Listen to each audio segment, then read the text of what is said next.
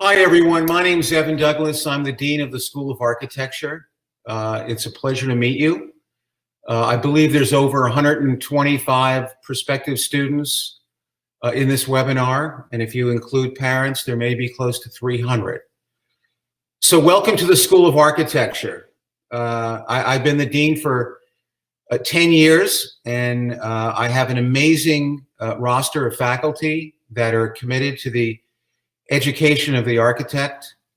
I have an incredible community of students, diverse, creative, smart, ambitious, open-minded, and eager to learn. This is an appropriate first slide, certainly given the context we're facing today, which I think we all believe is temporary. There will be a point in the near future where we will all be on campus again. This is the first day of school at the end of August, and I'm welcoming everyone back, and I'm also celebrating those new freshman students who are coming to the school. And I think the takeaway of this slide is that our school is like a family. We're not preparing students only to become future architects. We're preparing students to become future leaders, global citizens, to be conscious of the planet, to recognize that architecture is an ethical project. It's a noble endeavor. It's not just about getting a job. It's about giving something back to the world. And because that's the bar that we set, and these are the goals that we pursue, I'd like to think that the students recognize that they're not only going to college, that they're preparing themselves to do something profoundly important in their lifetime. And that means you get up in the morning and you're not only taking classes and doing your best in those courses, but you're empowering yourself and those around you as a community. And God only knows that this is something that we as a larger multicultural family around the world today need to aspire to. That is to make changes that keep us safe, that bring an enormous amount of pleasure and happiness and cultural qualities to the world and the life we live in the built environment. So this presentation is, although it may highlight work that's coming out of the Bachelor's of Architecture program, we certainly know there are people online that are interested in our building science program, lighting, acoustics, and built ecologies. But what is universal about the presentation, I hope, is it highlights the ethos, the attributes, and the aspirational goals that all of us, both undergraduate and graduate students, aspire to. So here we go. There'll be a question and answer period after the presentation. The presentation should go on for about 60 minutes, and then I will be joined by my acting associate dean and my undergraduate chair, and if we can answer any questions, we're happy to do so. Here we go. This morning on today's class, finding a college that suits your kids' specific interests. Here with some advice is Kat Cohen. She's a college counselor and the CEO and founder of Ivy Wise. Kat, good to see you. Good to see you. So you've got a great list here. It really varied. How did you pick the colleges on this list? Well, first of all, there's so many great schools that can fit each of these categories, but I chose schools based on diversity, of affordability, selectivity, and geography. Okay, well, we're going to get started. First of all, kids who are work-minded. There's some great schools on this. Right, RPI is our nation's oldest technological university, and it's a great pick for students who are budding engineers, scientists, architects, IT and web specialists. Major corporations come to recruit on this campus, like Boeing, Amazon, and Apple. And it's also ranked number 20 for return on financial investment. Those graduates have some of the highest entry-level salaries at just over $60,000. Well, I just want to talk a little bit about that slide before I speak about our mission statement. Certainly, whatever profession you pursue, you want to be rewarded and compensated. And I can promise all of you that getting an education at Rensselaer is going to put you in a top-tier echelon and provide you with a professional network that's absolutely invaluable.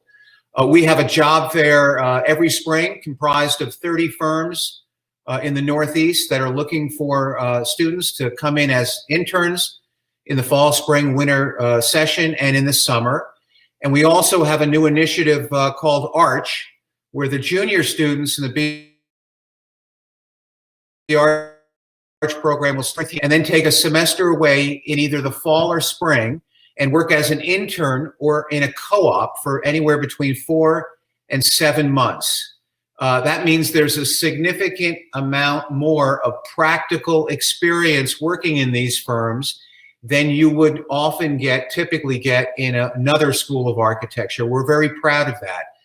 So the summary there is we take our job very serious about helping our students get placed in firms. And once again, and you'll hear me talk about this, it's not about just getting a job and it's not about just making a living. We believe working in top-tier offices is an extension of your architectural education, and you want to learn from the best in the world because that's going to prepare you to become a leader from years to come. So that little video, obviously a TV section, we're very proud of it, and it's one of many opportunities afforded here at the school. I want to talk a little bit about the mission. The nobility of ideas.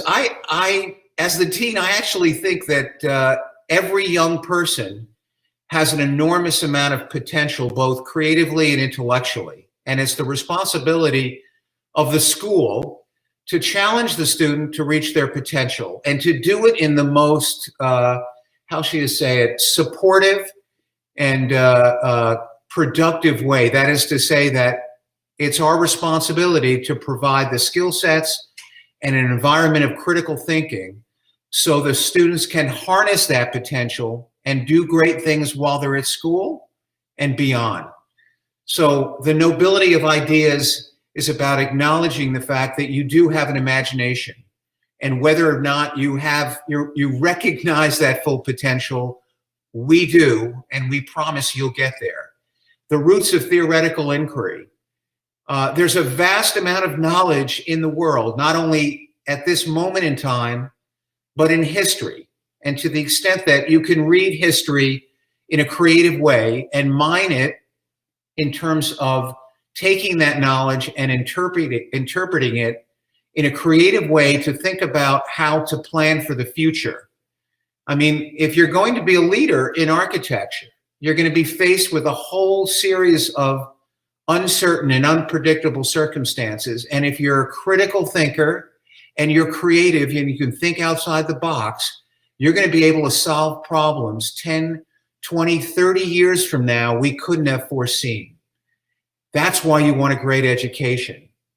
The resounding effects of innovative design and the invaluable role of technology. Well, certainly architecture is a combination of art and science and engineering and technology. There are many schools of architecture that pursue architecture as silos. They're very comfortable saying, well, this is what we do. And that's our brand. I get that. But if I were to give you the big picture, since the president, that's Dr. Shirley Ann Jackson, came to RPI some 20 years ago, she inherited an amazing institution with 5 schools with a great reputation. but she recognized, and this is a visionary president, and I certainly aspire to that kind of idea as well. That is, they were teaching or delivering coursework in silos. Each school was working independently. For the last 20 years, that has not been the case at Rensselaer. We recognize, as she does from the start, that in order to respond to challenges, unique challenges in the 21st century, there has to be interdisciplinary collaboration. Architects have to work with engineers and material scientists and physicists and computer scientists because the problems are that complex. So although architecture is intrinsically interdisciplinary from the start, it's amazing to have an architecture school at Rensselaer because we can draw from all these other resources from the other schools. So for those that are interested in the B-Arch program, it is about design. It is about aesthetics. It is about thinking creatively. It's also about using technology in the most contemporary way, right? It is acknowledging the fact that engineering and science and design need to be thought of as a holistic project. And we're very proud of that. So one of the opportunities afforded everyone listening to this presentation is because you need to find a school where you see yourself in that school, right? You believe in the promise of that education to move you to the next level. And as I've been saying from the start, to prepare you to become a leader. So interdisciplinary experience here at Rensselaer is very, very unique. The merits of social responsibility and the importance of architecture as a benevolent gift. It sounds very romantic and literary. It's actually very serious, right? Again, when I started this presentation, I pivoted from speaking about your architectural education in terms of, opening your imagination and your intellect, but also aiming it towards something that's aspirational. The planet is facing certain existential crises. There's a depletion of energy resources. There's climate change. These are facts. This is the truth. The built environment contributes a disproportionate amount of the carbon footprint to the planet. So imagine if you could redesign buildings to be like plants and animals. They could change in real time with the environment. There was a greater and more harmonious relationship with nature. Well, you'd save an enormous amount of energy. In fact, you might even be able to get off the grid, okay? And you can change the lives of millions, if not billions of people, because a beautiful building, a beautiful park, a beautiful city changes the spirit of how people feel about themselves and their community. So to the extent that it is an ethical project, all of our students, all of our graduates, all of our alumni are in fact giving something back to the world. Okay, and this is an important slide. Each of you, although the majority of those that are joining with us today will be applying to the B-Arch program, which is in the center square at the top, the 5-year accredited program. There are a number of you that are interested in the building science program, which is below it. And the top two, you have an MArch-1 program, and I'll explain a little bit about this in a second, the MS-Arch. And then there are 3 surrounding boxes. These are graduate research programs. So the B-Arch program is an accredited program. You've heard of 4+2 programs or 5-year programs. I am a proponent of a 5-year program. If you know out of high school that you want to be a practicing architect, then there's no reason to delay that. You might as well go right into a 5-year program. And a 5-year program gives the students and the faculty an extensive amount of time to be able to offer you an enormous amount of skills and knowledge that are broken up into semesters, in this case, 10 semesters.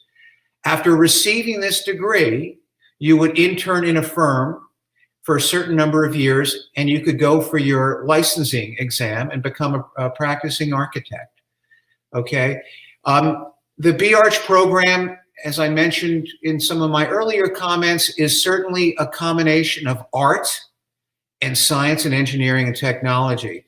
For those who are interested in the building science program, it's also an extremely exciting educational experience as well. Although the students in that program are less interested in designing the building, they're more interested in concentrating on the performance of the building from a technological standpoint, from an energy-related standpoint. Okay, so I would say it's a more extreme focus. Many of the building science program students will go off and get a second master's degree. That degree could be in engineering, it could be in business, it could be in computer science, it could be in sustainability. And you can get those second degrees on campus as well. We have co-terminal degrees at Rensselaer for all the undergraduate programs. The MArch-1 program, these are for students that actually don't know they want to be an architect when they get out of high school.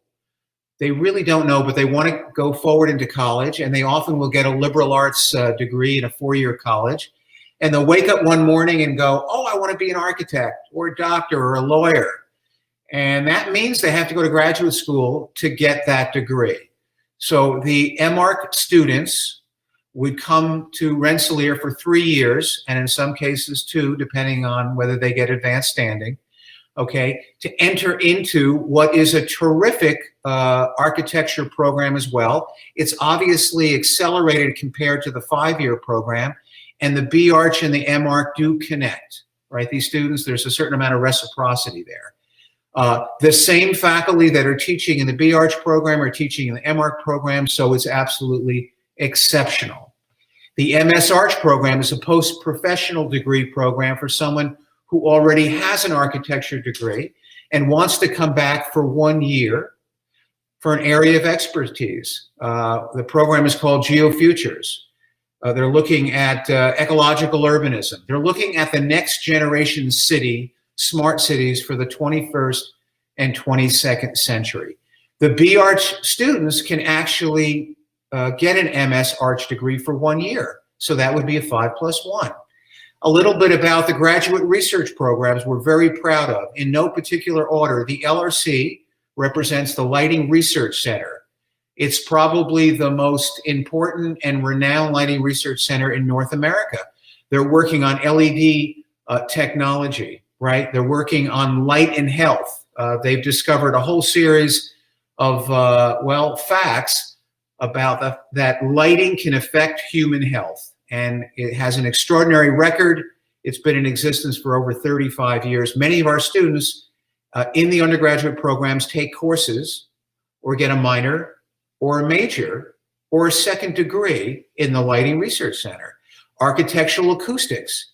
Who would have thought? I didn't know 10 years ago how important architectural acoustics was. Well, it is. Imagine designing an opera house or a theater. Any public assembly space where sound matters, the quality of sound, the taste of sound, the aesthetics of sound. The faculty in that particular graduate research program are looking at sonic environments based on the relationship between science and art. And last but not least, CASE, the Center for Architecture, Science, and Ecology. It's a gem that distinguishes us from other schools of architecture around the world. Just accept the fact or imagine that every architect, every architectural school in higher education is committed to sustainability. But we don't control the building sector. So when we design these structures, we have to accept that there are ready-made building products and building systems that we specify. And we do our best, that's the architectural profession, to maximize the performance and energy of those products. Well, CASE is looking at next generation building components and building systems. They're saying, as I mentioned earlier, that buildings should be like plants and animals. They should be off the grid, and they should contribute to the well-being and sustainability of the entire planet. So the graduate students at CASE are actually working with graduate students across Rensselaer and faculty, as well as industrial partners, to literally look at the next brick for the 21st and 22nd century.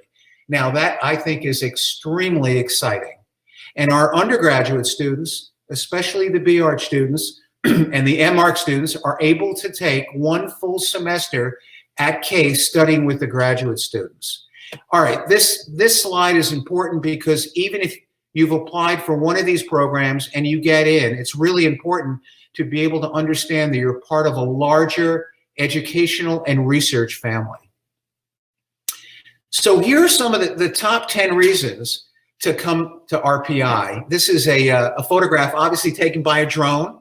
And if you haven't visited the campus, and I know many of you live across the country and some of you around the world, upstate New York is only 2.5 hours from New York City on Amtrak and by bus. So it's very easy to get to a metropolis.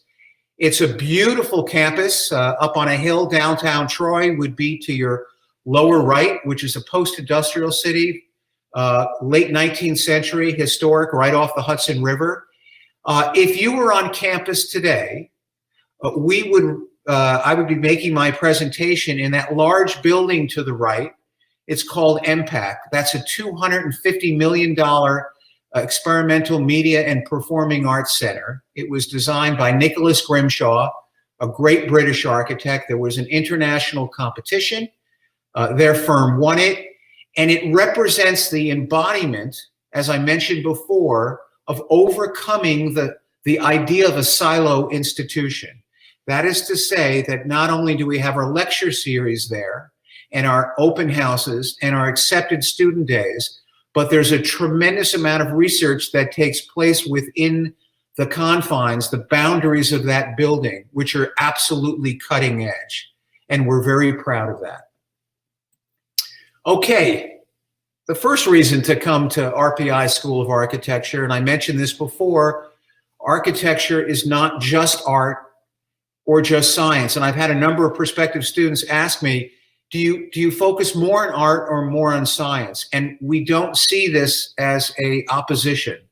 They're, how should we say, they're mutually connected. It's a kind of synthetic project. And by the way, on that note, I realize everyone has had a different experience prior to coming to college, educationally that is, and some of you may be more comfortable with expressing yourself in art, some more in math and science, and that's okay. It's our responsibility to prepare you, offer you all the skill sets, all the knowledge to harness your potential.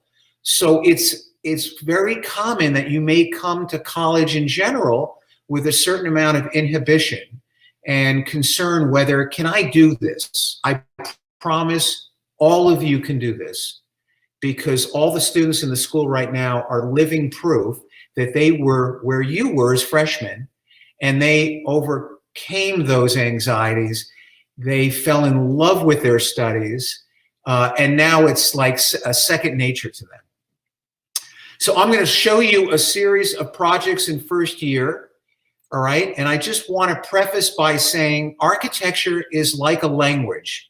Before you take on the demand of a building and all the complexities with a building, it's more important that you begin to become accustomed with concepts, with ideas, with translating those ideas into drawings and models, into learning software skills, into thinking spatially, thinking compositionally, all right? And over time, again, this becomes an extension of your imagination, just like we can all speak now, right? My mind is working a million miles a second, and my mouth and the language that's coming out of my mouth is my imagination communicating to you. It's being delivered. The same thing in architecture. I remind the students both at Acceptance Student Day and in the School of Architecture, the architect isn't standing in the front door waiting for people to get into the building so that he or she can say, hey, this is what I want you to think about when you go into my building. The building has to speak for itself. And that's living proof that it is a language, right? There are ideas that are embedded inside buildings, in the plans, sections, and elevations of those buildings. One of the things you're going to see in all of the images that I show today is that there's a variety of form making, space making, color, structure. It's again, each of the authors has a different idea of what the building should look like, how the idea should materialize as a drawing, as a figure, as an object, as a structure. Okay, so it's really important you understand that in our School of Architecture, it is all about diversity, whether we're talking about ethnic diversity, gender diversity, or intellectual diversity. I have faculty from all over the country, or for that matter, the world, that believe in the mission of my school and are committed to educating students that will one day become architects, but they have different perspectives on the discipline. And I think that's really, really important. Okay, we're still in first year. All right, and first year is about the foundation knowledge of architecture. As I mentioned, you're learning to draw, you're learning to make models, you're learning to think, express yourself, you're becoming more familiar with architecture as a set of letters and words and phrases. You move into second year, there's real programs, there's real sites. Okay, I've got to make a building. You may make a building that looks like it's going to be produced in the 21st century. It came out of a science fiction film. But we also do very pragmatic buildings that could be built tomorrow. I want to emphasize the fact that we're trying to challenge your creativity. You know, I think one's imagination is like a beautiful rubber band. It can expand and contract. And there's no better time but early in your age, both in undergraduate studies and graduate school, to be around brilliant people and to be asked really poignant questions and to be tested. And some of the things you're being asked may respond directly to the world we live in right at this moment. Sometimes they're abstract, and they're intended to be abstract to put you in an unfamiliar territory. So once again, you can use that imagination in a creative way, okay? So you move into second year. The fall semester is typically a cultural project, 10,000 square feet. We have something called the Capital Region Initiative, where although the students are working on their projects inside our green building on campus, I've engaged leaders, institutional leaders from a series of institutions around New York State, whether they're museums, whether they're science museums or art museums, or different industrial partners, and said, you know, our students could help reimagine your campus. Is that of interest to you? And we've actually we've collaborated with a number of institutions where the student ideas and work that has come out of those collaborations has actually informed the leadership, the board of trustees, to think in a new and novel way about how they, in fact, would expand the campus.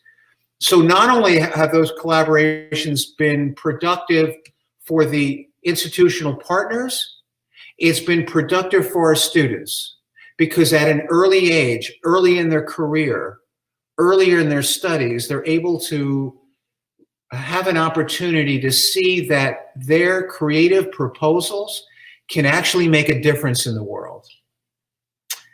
Okay, I'm just moving through a series of projects. This happens to be, I think it's coming up here. This happened to be in Glens Falls, New York. It's a really interesting little story here. The 3 gray buildings are, they're actually physical 3D printed models, which I'll talk about later. But those are of mansions, 19th century mansions. The big white box to the right was an extension built in the 70s by Edward Larrabee Barnes, a great American architect. And that really cool white model on the lower left was designed by a second-year student.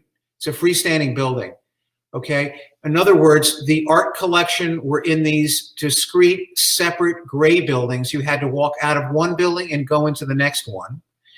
And some of the schemes designed by our students were trying to figure out how to unify the collection between the 19th century and the 21st century.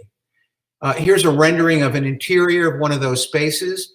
And this is one of the schemes that I thought is really quite unique. The student decided, in contrast to all the other students in the class, I'm not going to put a freestanding building out on the lawn, on the hill, that declares, here I am as the contemporary building.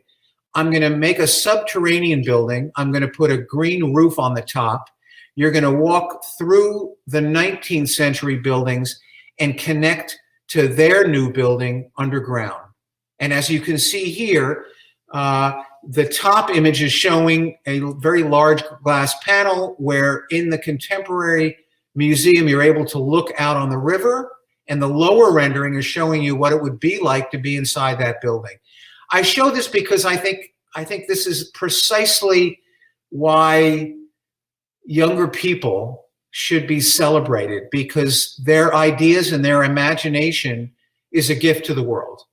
And if we can empower them and give them an extraordinary education, I expect they can take the world as they find it and repair it, nurture it, move it forward in the most beautiful way.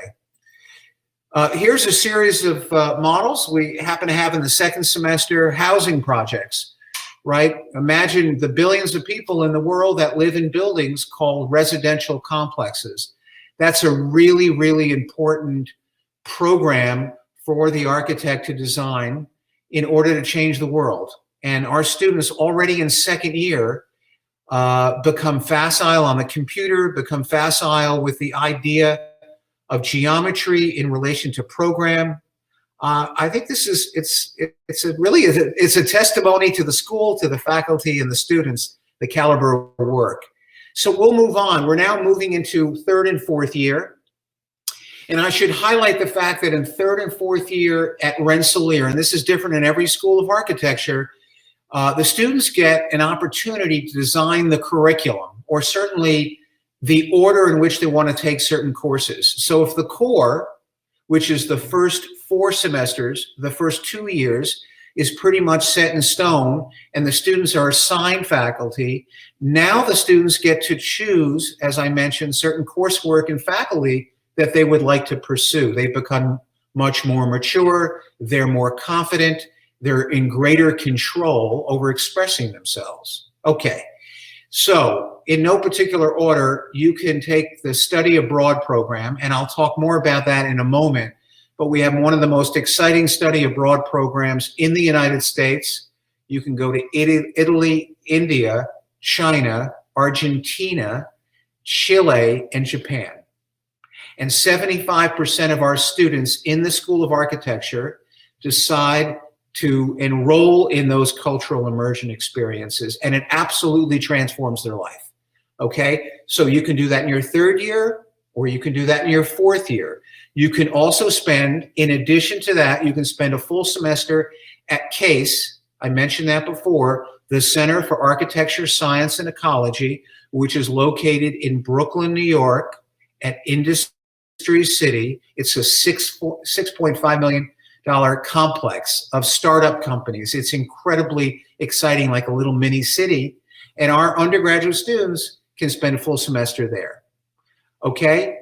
You also have to take some required courses on campus, and you can do that in the third or fourth year. You have to take IDS and IDD. These are basically courses where your technology, your knowledge of technology, building technology, and design come together as a comprehensive project. So you're seeing on the screen a pretty large-scale building. Students work in teams of 2, like they would in an office, and certainly in an office they would work with more than teams of 2. They have a number of architecture professors and engineers working with them as well. So this is in the middle of the 5-year program. And they work on the computer, and they design the building from the bottom up. They understand the structural system, the mechanical system, the electrical system, the energy resources. I mean, it's like getting ready to be a practitioner. And they make these amazing physical models. So if a dollhouse, if I could use that as an analogy, that model is about 5 feet tall. And if you build a physical model that large, you will understand in great intimacy how that building is put together. So if someone were to ask us, well, do you primarily work on the computer or do you work with physical models? We do both, right? Once again, it's about breaking that silo. It's about working with a whole range of different technology.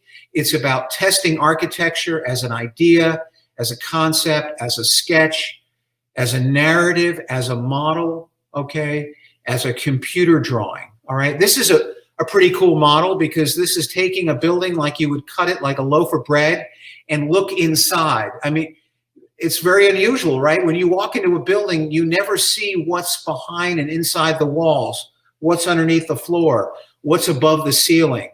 If you're coming to study here at Rensselaer in the School of Architecture, you will know both sides of that surface, the poche space and the space that you actually inhabit. And I think it's very exciting to the students. And imagine having that in your portfolio, going for a job, showing a drawing like this, and the employer says, wow, you really, listen, you just got out of school, I get that, but you understand how to put a building together, and you draw beautifully. And you're interested in the technology of the building as well as the design. Well, I'm going to hire you, and you tell me what you want for your salary, and I'll pay it, right? Our students can demand a high salary, and that's really great. So here's a series of slides, images of physical models and renderings that the students have made. This model happens to light up, right? It's really exciting. You know, if you may have spent a good part of your younger life walking around the suburb, in the country, in big cities, and you look at buildings and you say, wow, wouldn't it be cool to design a building? Wouldn't it be cool to draw it up? Wouldn't it be cool to work in a collaborative, interdisciplinary relationship with other experts, right, and make a difference? Yeah. Okay, so I spoke about the study abroad program. I spoke about going to CASE. You stay on campus and you have to take these comprehensive studios. You also have vertical studios. What do I mean by that? These are option studios. These are studios where you can decide, oh, that teacher is designing a skyscraper in Shanghai, or a rapid deployment structure in New Orleans, or an airport in Iceland. This was a competition for an airport in Iceland. And that's the faculty member would get up in front of a podium. The students would all be in a big, large room, and 5, 6, 7, 8 faculty would say, this is what I'm offering in my studio. Are you interested? Students would get a ballot, 1 through 8.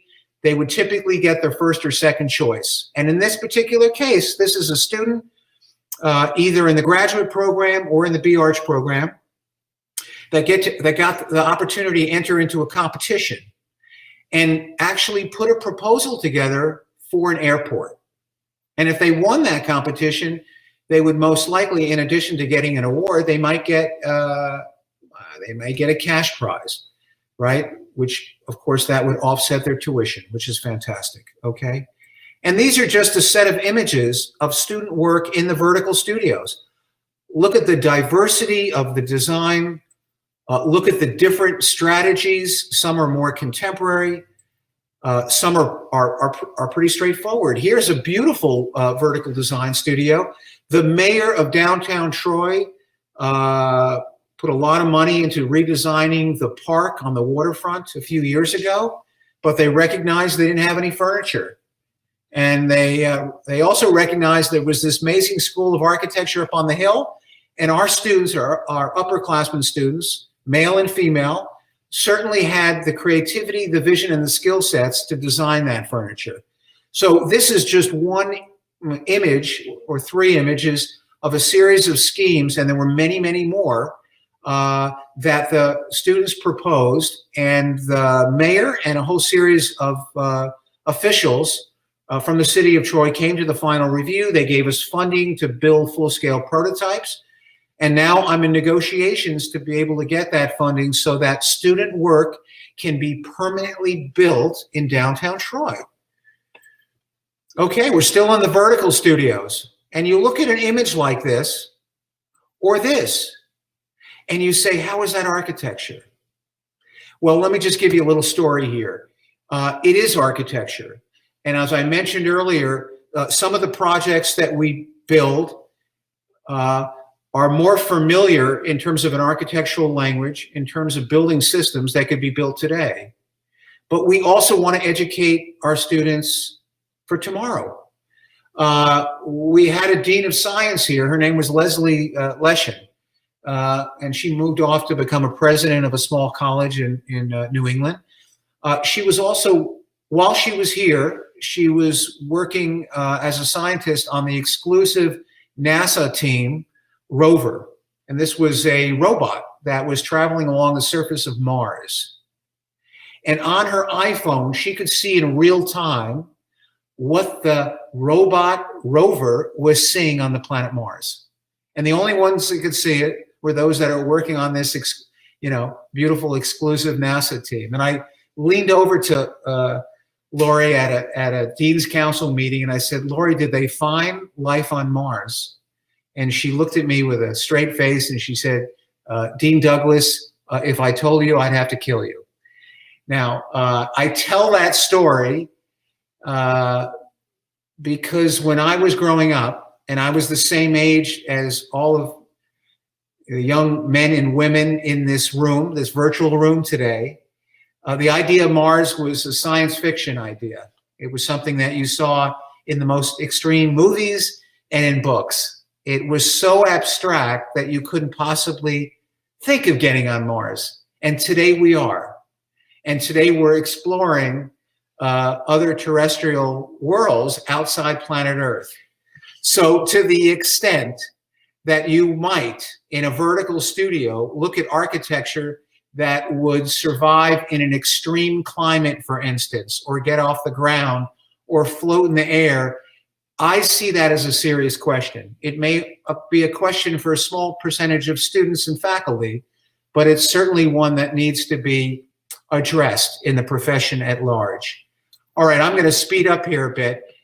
These are more images of the vertical studio. We have a great structures course where the students get to build models and understand structure as a series of principles. Here's a bridge, it's a maquette. If you were to put this model into a certain machine that would apply a force on it, the bridge would break, and you'd be able to see on the computer where the forces were applied to the bridge, how they got distributed through the bridge components, and how you might redesign that bridge in order to withstand those forces. Okay, once again, an example of working on the computer, but also getting off the computer. Here are more images of vertical studio projects. Here's a beautiful project. Now I'm moving into Thesis. Okay, all our B-Arch students and the M-Arch students have to take a thesis at Rensselaer. And I would preface by saying, what is the question that you want to answer at this moment in time that you think is important? Okay. This question was, how do you design a skyscraper for the 21st and 22nd century to get off the grid? Why can't you absorb the energy from the sun and literally power that building, and for that matter, the entire city? We should be able to accomplish and reach that goal, right? And it requires a commitment on the part of the leaders of a higher institution, the president, architecture schools, engineering schools, and so forth, that this is in fact going to be the future, and that we're going to offer an educational opportunity for our students, right, where the students are challenged once again to think outside the box. A leader in ecological design, a beautiful, seamless crossover into a second reason why you would come to RPI and study architecture. I did mention CASE, the Center for Architecture, Science, and Ecology. That image on the left, it looks like a piece of sculpture that's laminated to a wall. Those are 3D printed models. They're prototypes of an eco-ceramic brick. And if the student and the faculty were participating in this presentation, they would tell you that there's the possibility of designing a new brick that once again can mediate the temperature between the inside of a building and the outside of the building. And in this particular case, it's a low-tech solution, whereas the image on the right is more of a high-tech solution.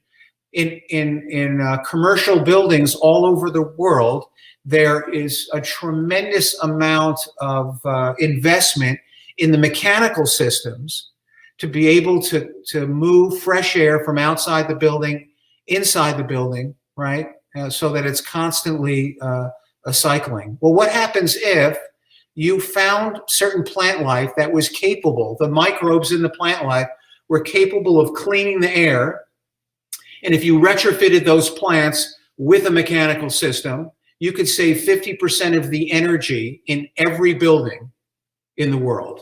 Well, that's what they're doing at Case, okay? And again, the B-Arch and the M-Arch students have an opportunity to work with the faculty on this research. This is cutting edge research. The image on the left is an extension of the integration of plants, synthetic and real material together that actually could be on the inside or outside of buildings. This is a pretty cool image on the right. This is a solar tracking facade. Each one of those units is able to move in real time with the sun and absorb energy of the sun, pull it into the lens, into that cone, onto a chip, and get off the grid. The students in the undergraduate program are able to spend that full semester at Case, and they'll be working on an independent project as well. And you look at these images and you go, wow, those are really crazy contemporary membranes like clothing. Well, they are, but each of those images and each of those proposals has a very specific scientific agenda built into the flesh of that membrane. So rather than, once again, architecture looking good but not being able to behave and respond in real time to the environment, we believe that it can accomplish both objectives. In the context of ecological design, energy is front and center. The Lighting Research Center is one of the leaders in LED lighting, okay? And I also spoke to you about light and health. They've identified the fact that certain lighting patterns affect the circadian rhythms of the body, and you can actually heal people with light. I mean, how cool is that, right? Something that you would have thought is ineffable and just illuminates the world can actually do positive things for the body.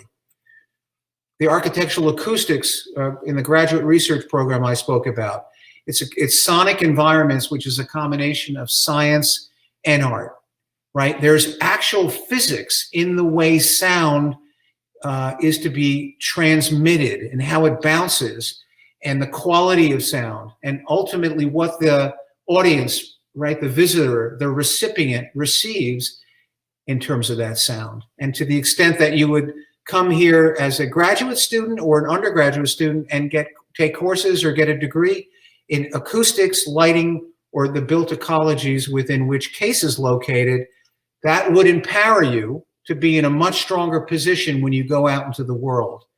Cutting edge technology. We're online right now, and we're doing a great job teaching our students online, okay? So there's no doubt about it that we're committed to the most sophisticated digital platforms available to any architecture school in the world. And when you come back on campus, and I promise you will be here and be part of the family, we have a computer lab. On the upper image on the left, it shows from outside the lab. This is inside the lab.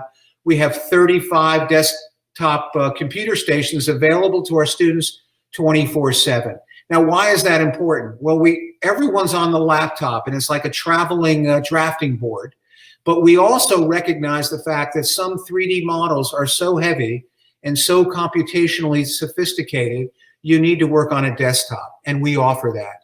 We have an incredible shop. You've heard me speak about designing things on the computer and then getting off and building them, feeling them. How do they weigh? What is the material like? All right, so the upper left-hand image is a slip cast. It's a press mold. If you were to, you wanted to design a building component out of clay, fired clay, you would use liquid slip cast. You'd make a mold, you would pour the liquid slip cast into the mold, press it, let it dry, and fire it. The middle image in the top is CNC Milling Machine, an image that's not on this slide. We have a robotic platform here, which is a 360-degree arm that can cut, bend, weld, and even 3D print. The image on the right is a laser cutting machine, which is able to cut, burn any shape out of a two-dimensional stock you could possibly imagine. And then we have 3D printing in the lower left. And I'll show you some images here. These are 3D printed objects. There are things that you can do now in the world that are absolutely extraordinary that the architect takes advantage of. We're not only 3D printing, how should you say, miniature models of buildings, we're able to 3D print full-scale building components. And one of the exciting futures in the profession is that, you know, it's happening in different parts of the world right now, like in China.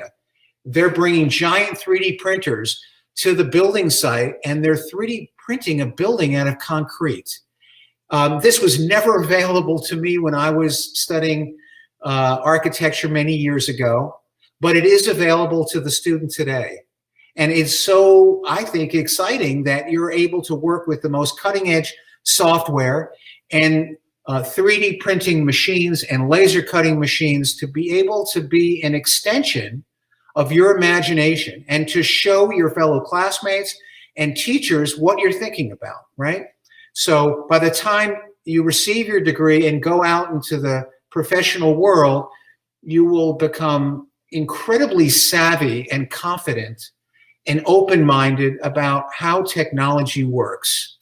So if I'm going to talk about cutting-edge technology, certainly you have to present your ideas with a whole series of software platforms, okay? And this is really important. So here's a series of images that our students have made that they put in their portfolio in second, third, fourth, and fifth year.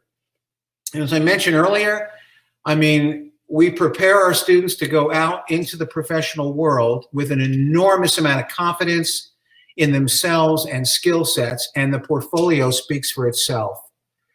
I have a great publications office. We publish student work on a continuous basis.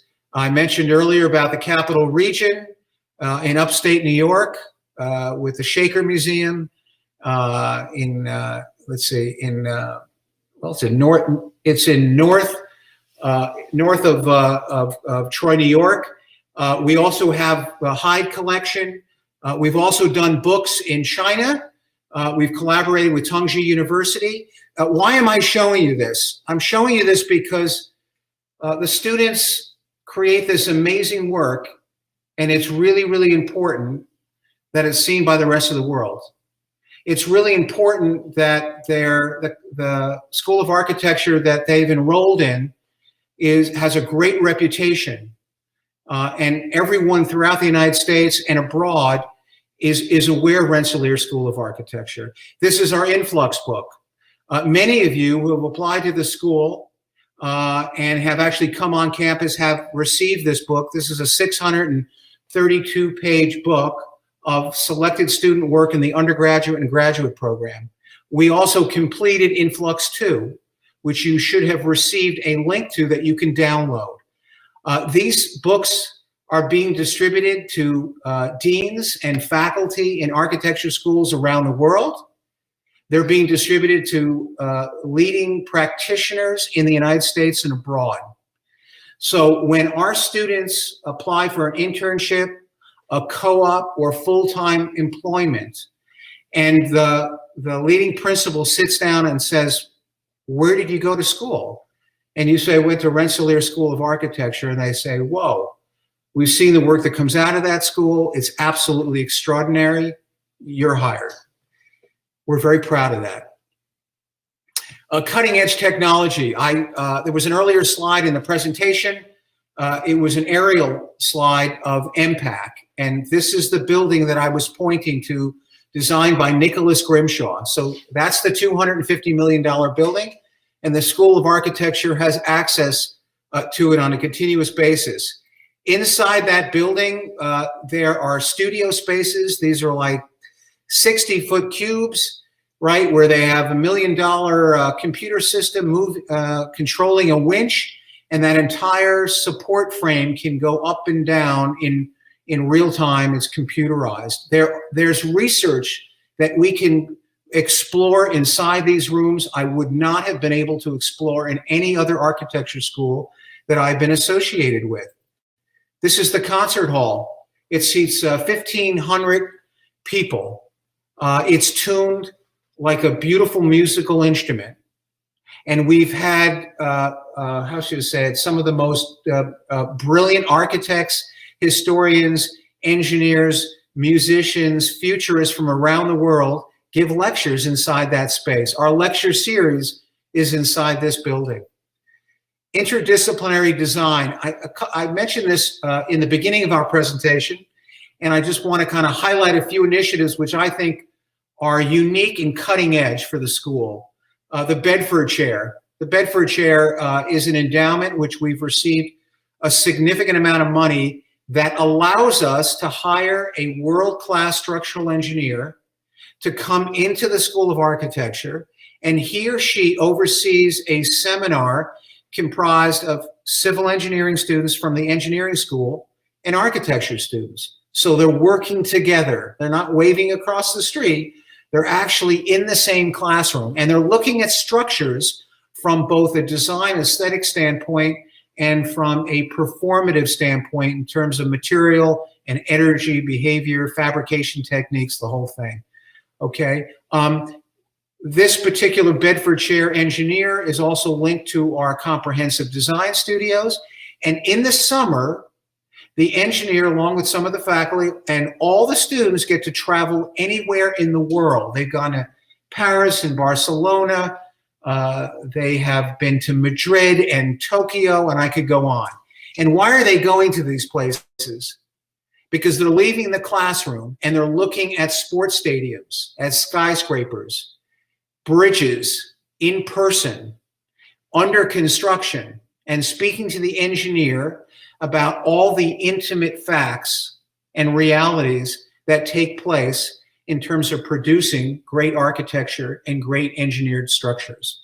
Okay, it's widely popular, and we have this here at Rensselaer. Here are just some of the images on some of the trips that they've taken around the world. We have a Pip Studio, and this is basically a funded studio that was given to us by an alum who really believed that architects and artists don't spend enough time together. And he specifically was interested in the performing arts.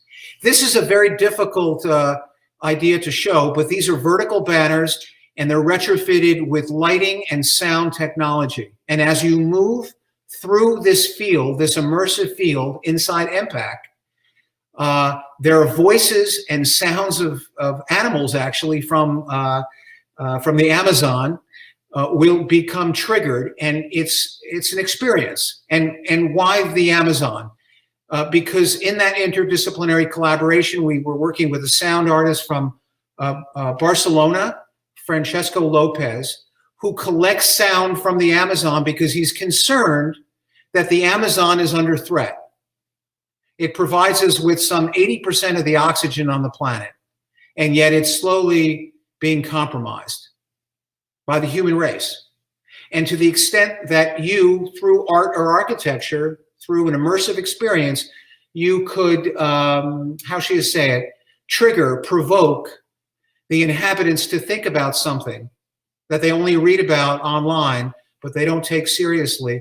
We see that as a valuable project to work on. So he takes the sound from the Amazon, he breaks it up into letters and words, and he recombines them. So there's an eerie sense of another world. And then there's a conversation after this event to talk about what it means. The students are also engaged in a Pip Studio. We appropriated a beautiful 19th century cistern downtown Troy, beautiful cylindrical masonry structure. And there was a live event there with video artists and sound artists. And the architecture students built these beautiful origami screens. Okay, I'm going to show you a video now. I'm going to turn off my mic for a second. And there's a series of projects which I'll talk about in a second after you see them.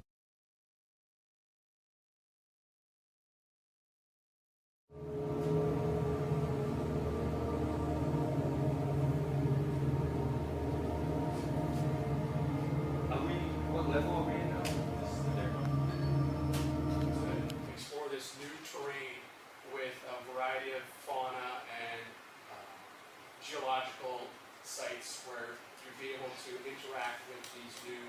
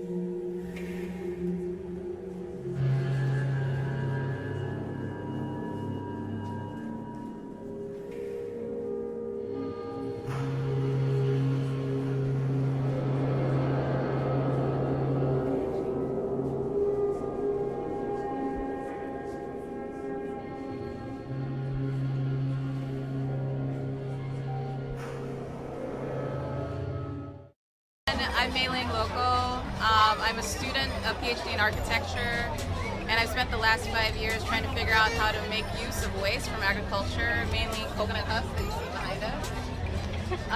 Over the last year, we've been working with a professor at Rensselaer, Demetrius. Hi, Dee. Hi, I'm Demetrius Komodromos. I'm a professor at RPI. And these are the students from the studio.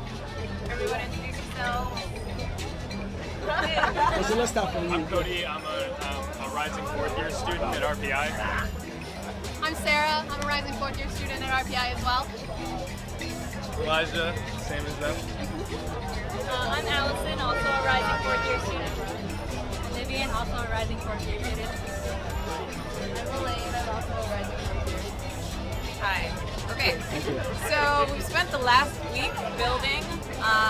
The idea behind the panel is how do you get a panel that has a really easy to assemble mechanism. You don't have any parts, you don't have any screws, sorry, you don't have any nails. We use bolts and nuts, and we assembled it pretty quickly. The idea is we're using different types of agricultural waste. So you see the coconut in front. At the back is sort of burlap, which is used for cocoa sacks. And so you have a composite, a biocomposite panel over here.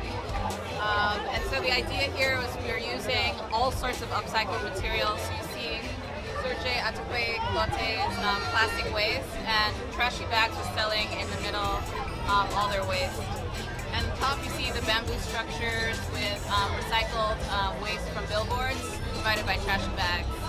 So we're trying to rethink the value of waste, and that's what we're calling the upcycling pavilion. What has the response been like so far? What's been the response been? Yeah. I think people are shocked that this is coconut. What have you guys heard? Like, people... Yeah, people have been amazed. People have been amazed that coconut, which is a material they think they know, can be used as something like structural material, a brick, something that feels stronger than plywood. something that has resistance and strength. So people have been really excited and really impressed. Okay, everyone, I just wanted to kind of summarize what you just saw. You saw 3 videos, and the first video is in a space called Crave Lab, and it's a 360-degree immersive environment. The screens are floor to ceiling. There's 128 speakers and about 45 projectors. And that means that our undergraduate students and our graduate students are able to pursue research at any level of their education and project it into that room and be entirely immersed in their design and research. I haven't seen that in any school of architecture in the United States and abroad, and we're very, very proud of that. And there are things that you can examine at full scale that you couldn't possibly do on the computer or in a physical model in front of you, right? So if that's an illusory space, it certainly represents an asset to the school, which is absolutely cutting edge. The second video that you saw was once again an interdisciplinary collaboration inside MPAC in one of those studio rooms. And there was a table, and the students designed a series of objects, and the objects were essentially like actuators. If you depending on which object you chose and the position of the object on the table and the position of the object in relation to other objects, it changed the imagery on those massive video screens that surrounded the people in that room. It also changed the music. Now, you could say, well, that's just an art project. It's not just an art project. We're working on new technology at this moment in history where the user inside a building or the building in relation to the natural landscape is able to change with sensors and actuators in real time, right? And that's a new generation of architecture. And that's some of the area of research that we're pursuing here in the School of Architecture. The 5th reason to come to RPI. Obviously, there's hundreds of reasons to come. This is just the 5th. It's about preparing our students to become global citizens. We really think it's important that they understand that there is a diverse, multicultural planet. God only knows that based on the pandemic, one of the things that we're all learning is we are one family, and any national or regional or ideological or ethnic boundary, right, can be trespassed. It's culturally constructed. We're a family, and that's the school that we offer. So in order to reaffirm that as a world vision, our students are able to go to Italy, India, China, Argentina, and Chile and Japan for a full semester. And they get to work with students in these host schools in those countries, and they get to travel to see contemporary and historic buildings. And they come back after a full semester, and they're a changed person.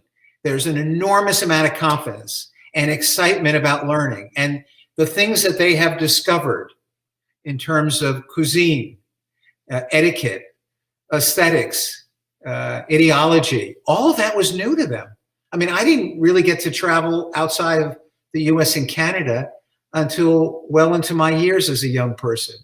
And how beautiful and how empowering will it be if you're able to access this kind of experience early? Well, again, it's a big game changer here in the school, and we're proud of it. And I show this slide because it's just a sketch. When I mentioned earlier, when you get into final projects, which is our thesis, it's the 5th year project for the B-Arch students or the last year for the M-Arch students. Again, you're asking big questions, right? Because the questions that you're asking in thesis may catapult you forward, propel you forward to work on that research throughout your life, right? I actually, you know, when I hear this comment, well, we're preparing you to go into the real world. The real world is college too. the questions that surround us that are absolutely essential to the 21st century, those questions get asked in college first and in great schools of architecture first. So I would just say, look at these titles. If I had 100 study boards, each of the titles would essentially claim an area of research. Sacred landscapes, global diversity, right? What is happening in a world of globalization where there are beautiful communities, historic communities that are being dismissed or erased, right? How do you protect the past and at the same time move forward into a contemporary world? Internationally renowned faculty. I mentioned before, I have some extraordinary faculty from around the world, and there's only a few of them joining us today. This is a small selection of faculty, and below the photograph of the faculty member is a shot of their research. The faculty in the School of Architecture publish, they exhibit, they give lectures, they build buildings, they contribute to policy, they engage in interdisciplinary collaborations that change cities, they make a difference in the world, and they are teachers and mentors to our students. So Rhett Russo, the undergraduate chair, will be joining us in the question and answer period later. This is Alex Sarmis, who's the Associate Director of CASE in New York City.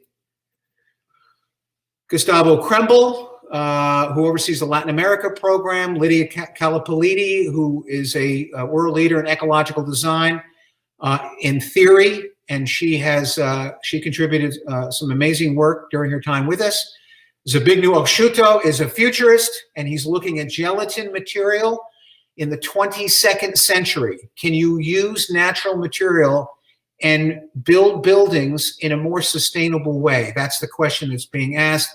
Dimitris Komodromis, who has designed a series of nationally renowned residential buildings, contributed an enormous amount while he was with us. Chris Perry, who is the Associate Dean of Graduate Studies. He's the head of the GeoFutures MS Arch program, and he's done an amazing job. His work is in museums throughout Europe. Anthony Titus oversees first year. He's not only an architect, he's a professional artist, and he does an amazing job overseeing our foundation years.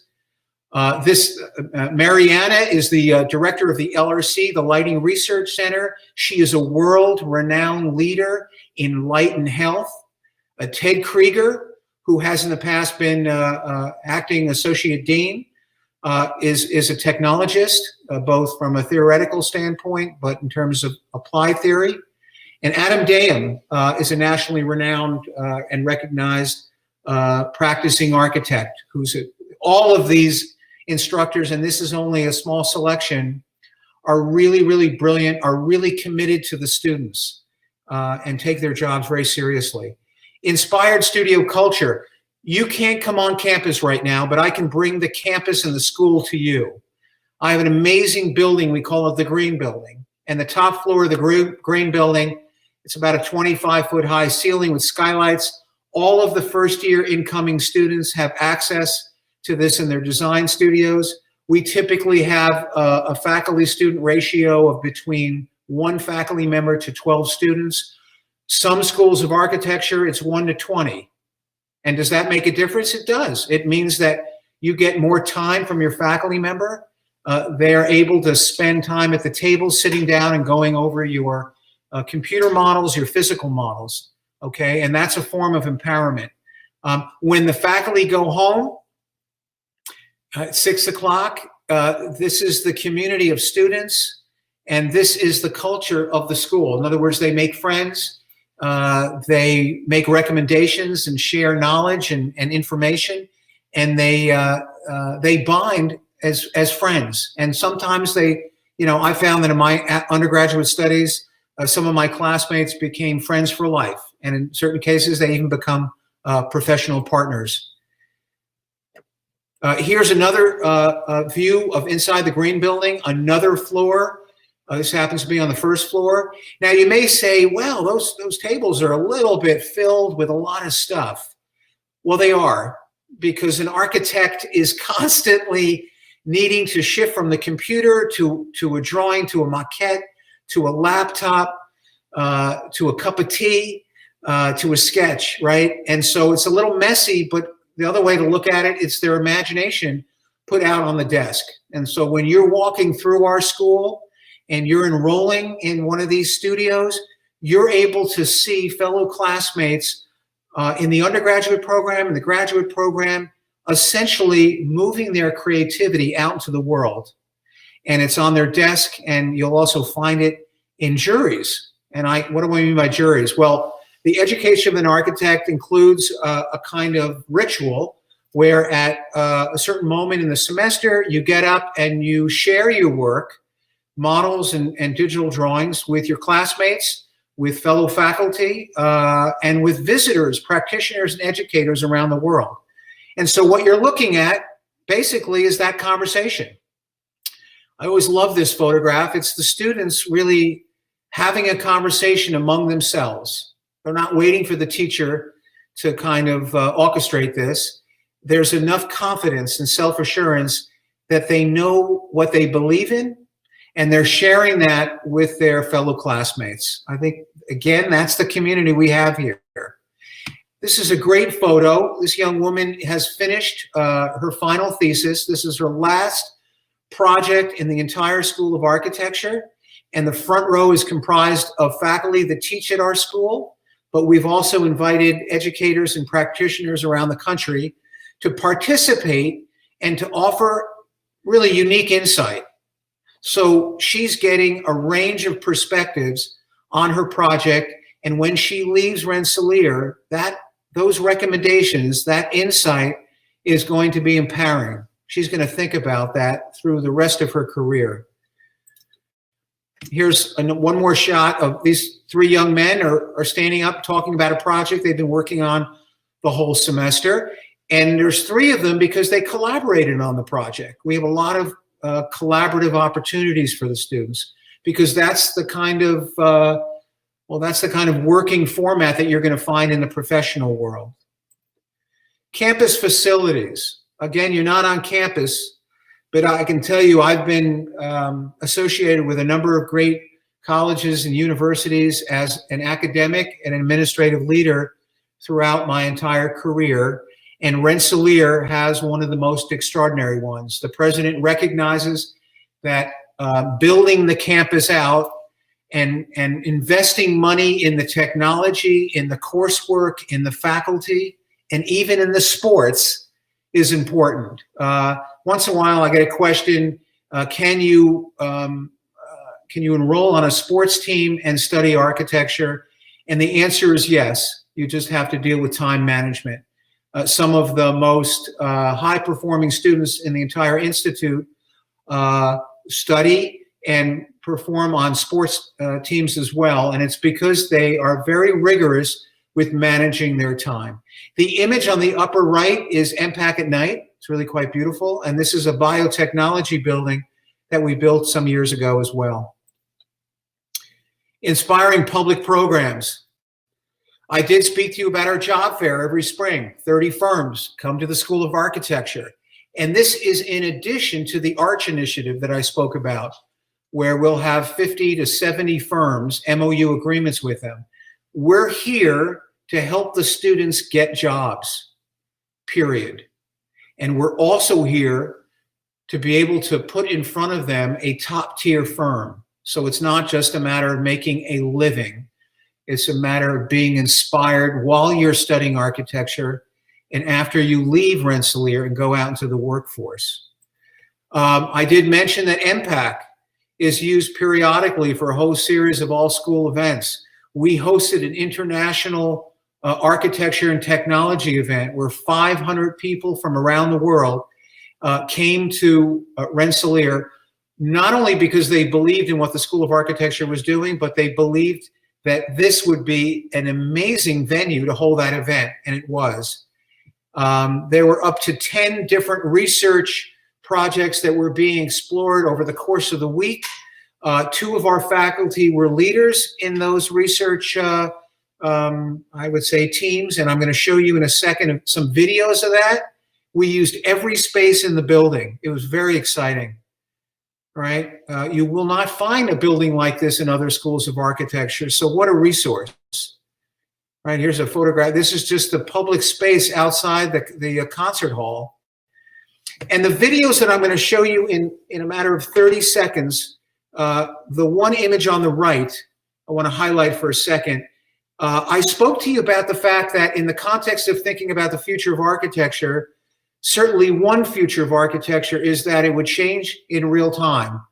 Okay, that's an interactive ceiling system. You can clap your hands and that ceiling system will move because sensors will hear the sound of your hands, of your clap.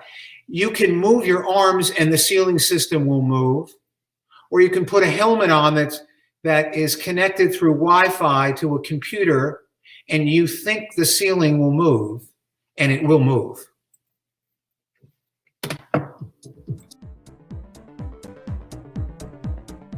We are the Reactive Acoustic Environments Cluster. We set out to create a reactive system that would alter its acoustic character based on a variety of inputs.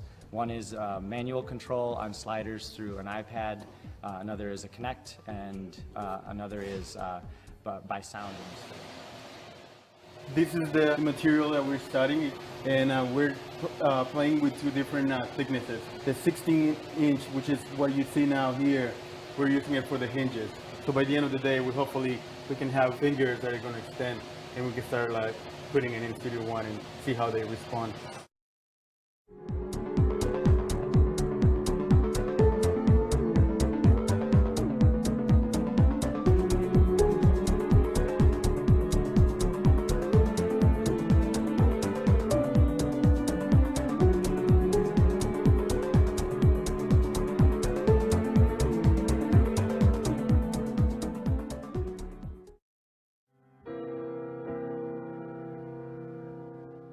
We are bioresponsive building envelopes, and our cluster was harnessing the behavior of electropolymeric technologies, which were originally developed for display, and we're integrating them into Windows. So this is a unique type of dynamic shade technology. It's not a chemistry, it's an actual thin polymer foil that's built into a standard IG. When the sun comes up, the sun would activate the shade. We have actually been trying to get some interactivity going to this louver system here. We've put up some Kinects. And the idea was actually that while a person is walking before the curtain wall, that something happens. And first it was rather simple, like just a portal opens to let you see through a circle, a rectangle. And what we're trying to do today is like to make that more interactive and also like interact with patterns that the other groups have been making.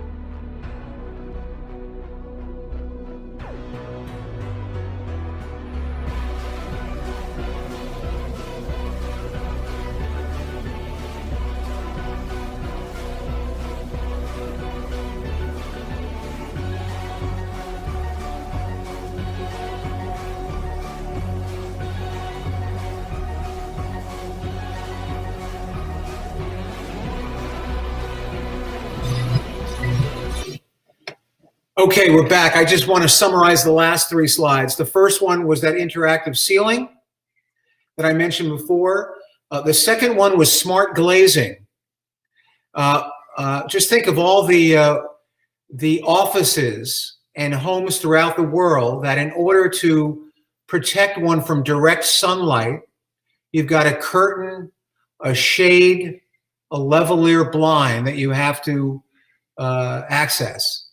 Well, what happens if the intelligence in the glass itself was smart enough to know when the sun came directly through the window, it could go more opaque?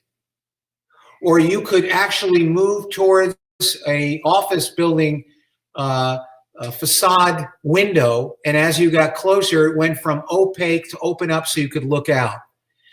Well, that's the next generation of glazing. And it's emblematic of the fact that material behavior is going to become sufficiently more intelligent for the years to come. Okay, that was the kind of research that took place at the conference, and that really embodies the ethos of the school and some of our areas of research and the curriculum focus that we have that we're very excited about. In the context of the third video, that was the undergraduate and graduate students. They had designed an extension to the Hyde Collection in Glens Falls, New York.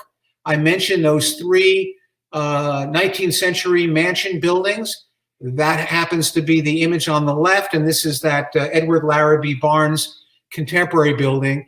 The work was so interesting that the students produced that the leadership of this museum asked our students to present their work in their main gallery. We were very proud of that. And that was the installation that they made. And they constructed everything out of those plastic laser cut pieces that were riveted together to make the displayscape. Here's some other images. Our student work has been shown in museums and galleries and institutions actually around the world. This happens to be in Schenectady, the Museum of Innovation and Science, in the Shaker Museum in Lebanon, New York. A lot of outreach. We work with the Habitat for Humanities as well.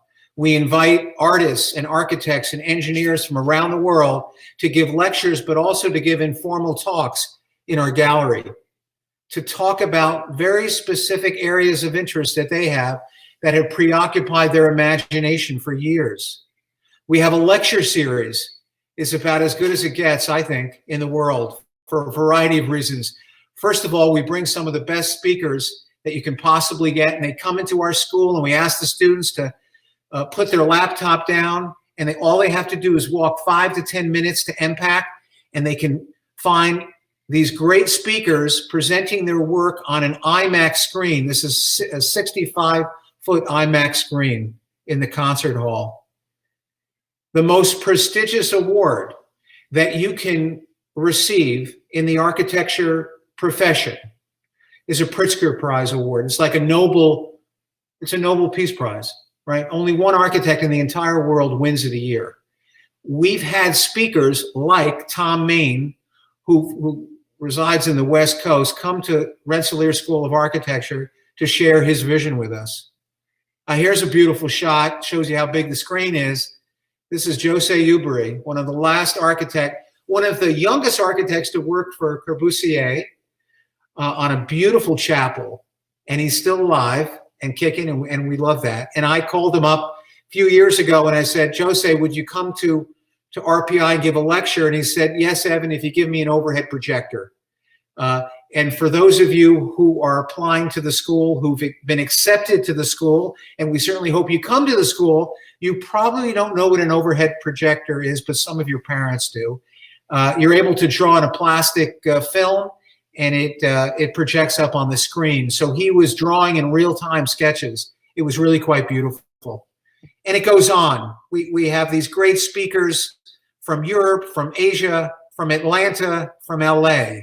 This is what the concert hall looks like when we can get all the students to come over to MPAC. I think it's very exciting. The lectures are promoted through lecture series posters online and through hard copies, and these are distributed around the world.